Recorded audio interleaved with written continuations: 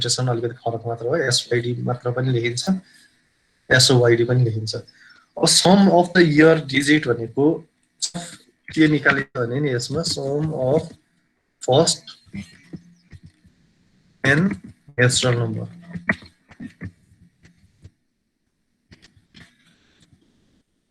यसको सम के हुन्छ थाहा छ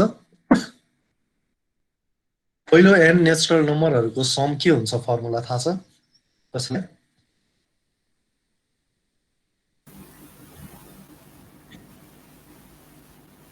भन्नुस् त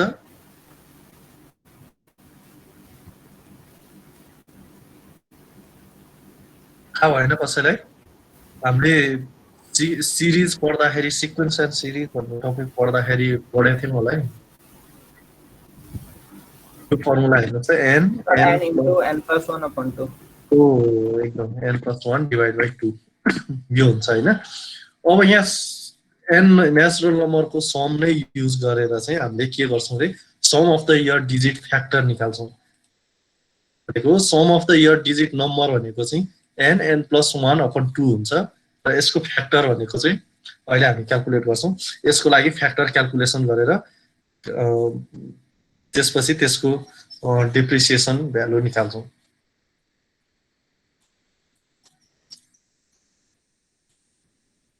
अनि यसमा कुनै इयरको nth के रे कुनै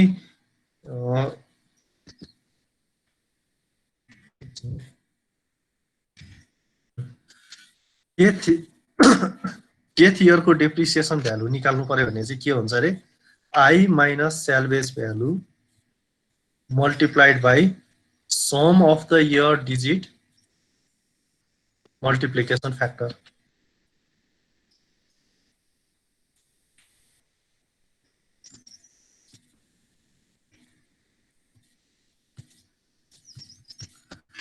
यो फर्मुला है यसको लागि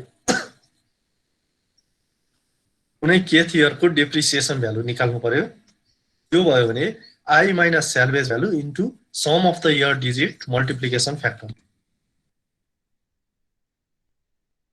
SOYD यो ब्र्याकेट गरे मैले SOYD मल्टिप्लिकेसन फ्याक्टरले मल्टिप्लाई गर्छौं अब यसको लागि हामीले के I र salvage भ्यालु त क्वेशनमा गिवन नै हुन्छ हैन अब हामीले sum of the year digit multiplication factor calculate गर्नुपर्ने हुन्छ त्यो कसरी गरिन्छ यहाँनिर हेरौं यो एउटा क्वेशन लेखौं ल अब I भनेको 1 लाख छ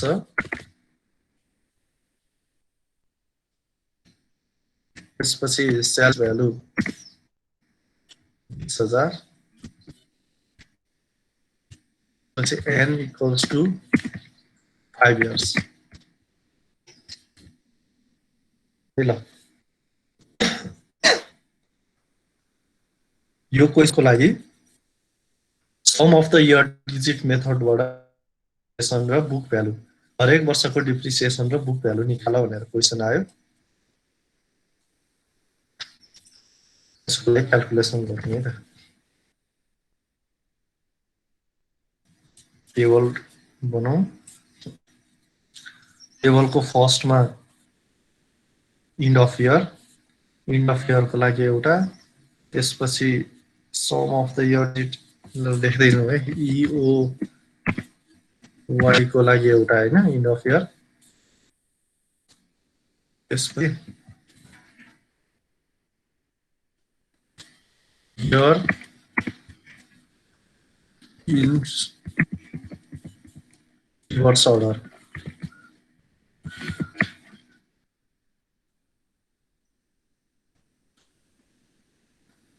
year in reverse order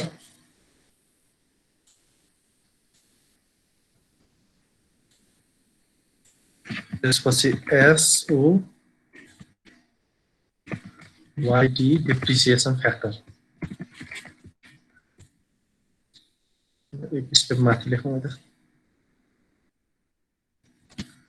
SOYD depreciation factor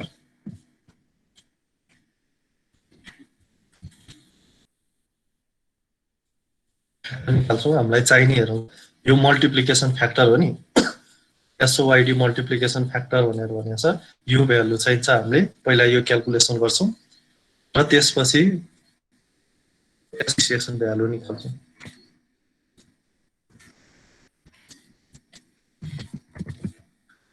depreciation value निकाल्छौं र लास्टमा बुक भ्यालु।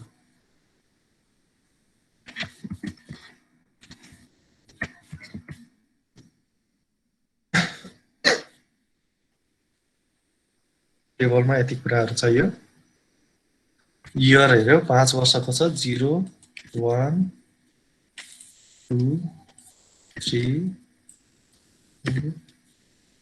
5। अब 0 मा केही पनि हुँदैन नि हैन। 0 मा भर्खरै किनेको हुन्छ बिगिनिङ अफ फर्स्ट इयर हो 0 भनेको हैन। बिगिनिङ अफ फर्स्ट इयरमा भर्खरै किनेको हुन्छ। त्यो हुनाले केही पनि क्याल्कुलेसन नगरिकन यो 0 मा चाहिँ के राखौं बुक भ्यालु भनेको 1 राख्ने हुने हो।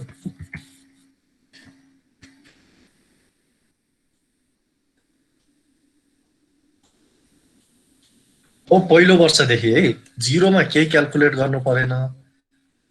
पहिलो वर्षदेखि चाहिँ यो इयरलाई रिभर्स अर्डरमा राख्ने।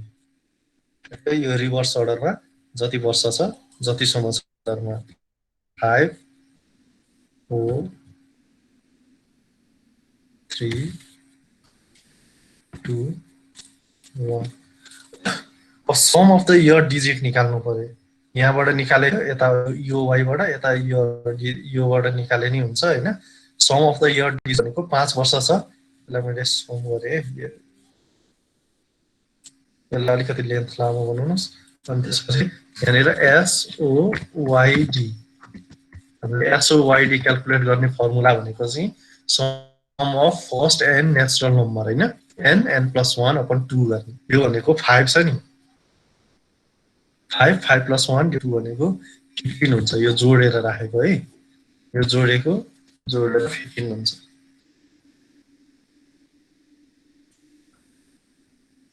अब SOYD डिप्रिसिएसन फ्याक्टर निकाल्नु पर्यो। डिप्रिसिएसन फ्याक्टर भनेको चाहिँ यो रिभर्स अर्डरमा लेखेको जुन हैन रिभर्स अर्डरमा लेखेको इयर छ त्यसले त्यो डिभाइडेड बाइ त्यसलाई केले डिभाइड गर्ने सम अफ द इयर डिजिटले डिभाइड गर्ने। त्यो चाहिँ SOYD डिप्रिसिएसन फ्याक्टर हो। भनेपछि यहाँनिरको डिप्रिसिएसन फ्याक्टर चाहिँ 5 डिभाइड बाइ 15 पहिलो वर्षको लागि। दोस्रोको लागि 4 डिभाइड बाइ 15। तेस्रोको लागि 3 डिभाइड बाइ 15। यसरी हामी क्याल्कुलेट गर्दै जान्छौं। सर त्यो डिभाइड बाइ 15 किन गरेको? Sum of the year digit method हो नि। भनेपछि sum of the year digit हेर्नु त हामीलाई 1 पार्ट डिभाइड गर्नु छ हो। टोटलमा 1 बाइ के रे 1 पार्ट फुल 1 पार्ट के गर्नु छ आई माइनस स्यालभेज भ्यालु जति छ यतिलाई डेप्रिसिएट गराउनु छ। भनेपछि हरेक वर्ष यसलाई चाहिँ के गर्ने रे त पहिलो वर्ष धेरै त्यसपछि कम गर्दै जाने। सम अफ द इयर डिजिटमा चाहिँ वर्ष अनुसार कम गर्दै जाने। एक वर्षले कम गर्दै जाने। भनेको 5 डिभाइड बाइ 15 भयो हैन। पहिलो वर्ष 15 पार्टमा यो एक भागलाई कति पार्टमा टुक्रायौं त हामीले पहिला 5 भागमा टुक्रायौं 15 5।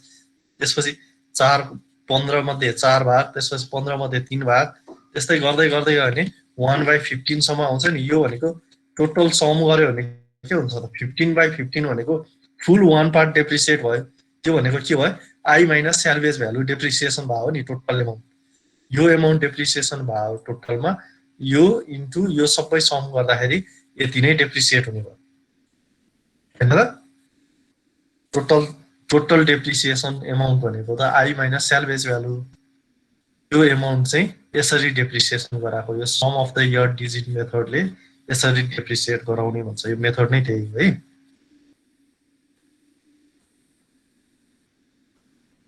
ल अब sum of the year depreciation गराउनु पर्यो। यसमा फर्मुला हेर त आई भ्यालुलाई sum of the year digit multiplication फ्याक्टरले मल्टिप्लाई गर्नु पर्यो। अब आई गिभन छ 1 लाख हैन। हेरौँ 1 लाख माइनस स्यालभेज भ्यालु छ 20,000। यसलाई चाहिँ मल्टिप्लिकेसन फ्याक्टरले मल्टिप्लाई गर्दियो। त्यो भनेको 5/15 यो भ्यालु आउँछ।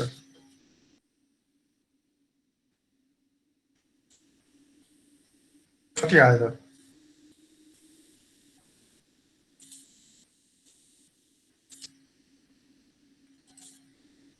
26,666.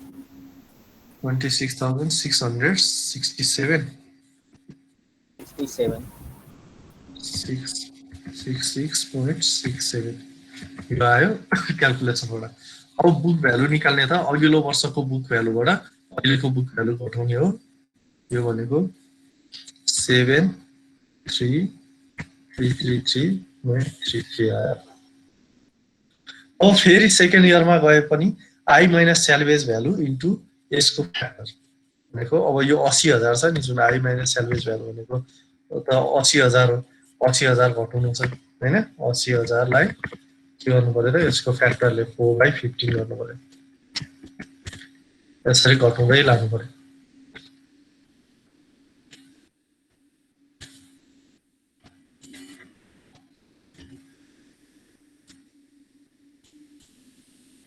यो 50,000 आउँछ क्याल्कुलेसन गर्नुस् है सँगसँगै क्याल्कुलेट गर्दै गर्दै जानुस् त यसलाई के गर्नु पर्यो 3/15 ले मल्टिप्लाई गर्नु पर्यो यहाँ राख्नुस् त्यसपछि यहाँनिर स्यालवेज के अरे बुक भ्यालु निकाल्नुस् त्यसपछि 2/15 ले मल्टिप्लाई गर्ने 80,000 लाई के अरे बुक भ्यालु निकाल्ने अनि फेरि 1/15 ले मल्टिप्लाई गर्ने बुक भ्यालु निकाल्ने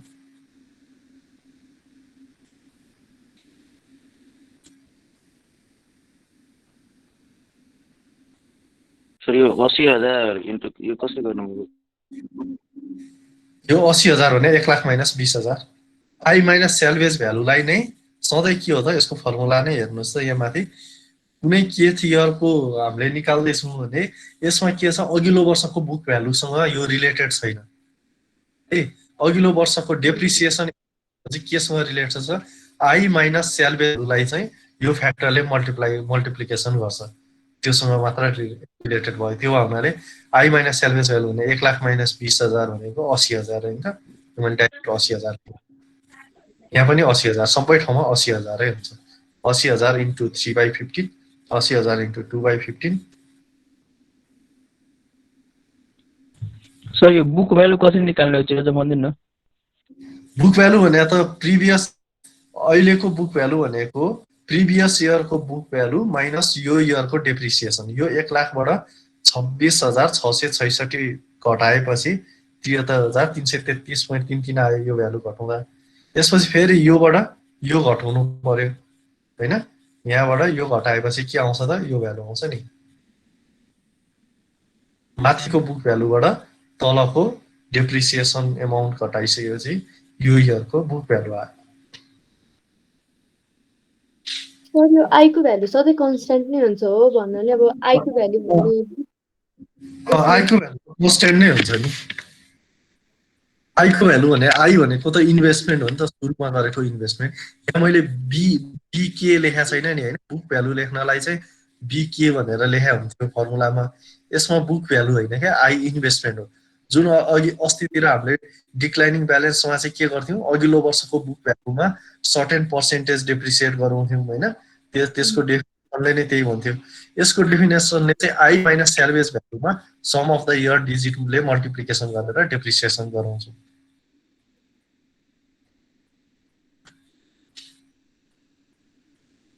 लास्टको भ्यालु कति आयो हेर्नुस् त क्याल्कुलेट गरेर बुक भ्यालु 20,000. 20,000 जुन चाहिँ स्यालवेज भ्यालु गिभन छ हैन त्योसँग इक्वल आउनुपर्छ अनि भन्दा मिल्यो यो भयो sum of the year digit method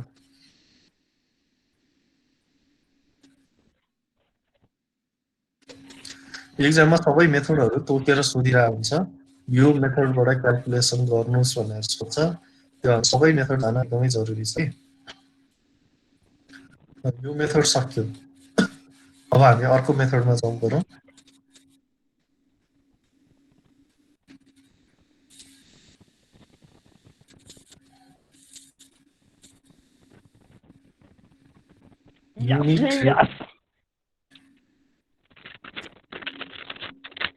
Yes.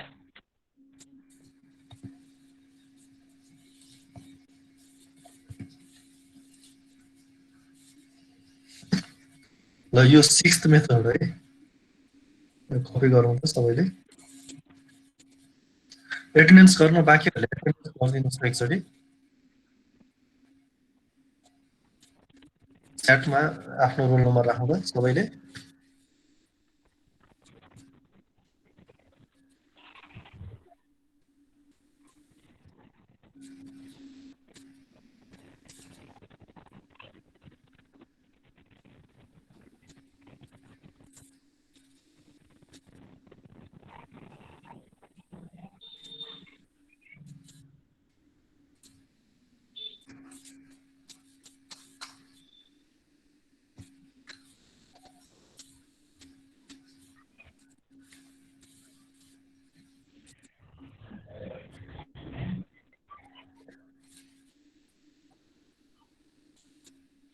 Sir book भ्यालुको final value कति हो फाइनल 20,000 लेखेको थिएँ त मैले स्यालरीसँग इक्वल आउनु पर्यो नि हैन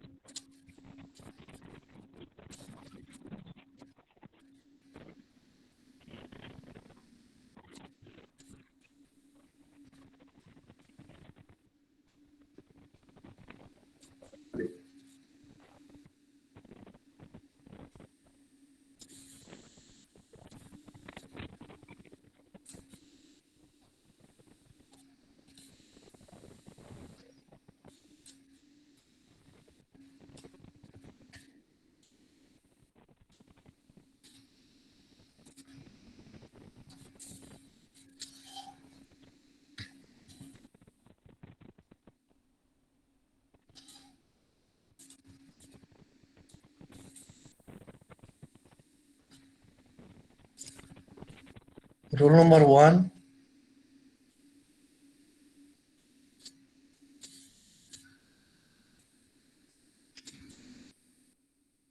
roll number 1 Ajay Kumar Mahato absent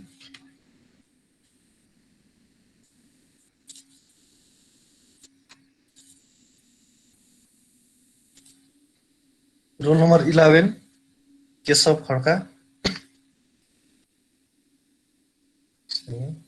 roll number 12 Naveen Pandey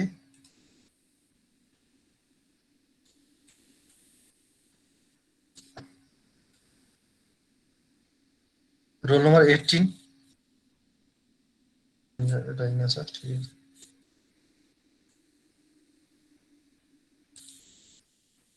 roll number 24 Saisha Paudel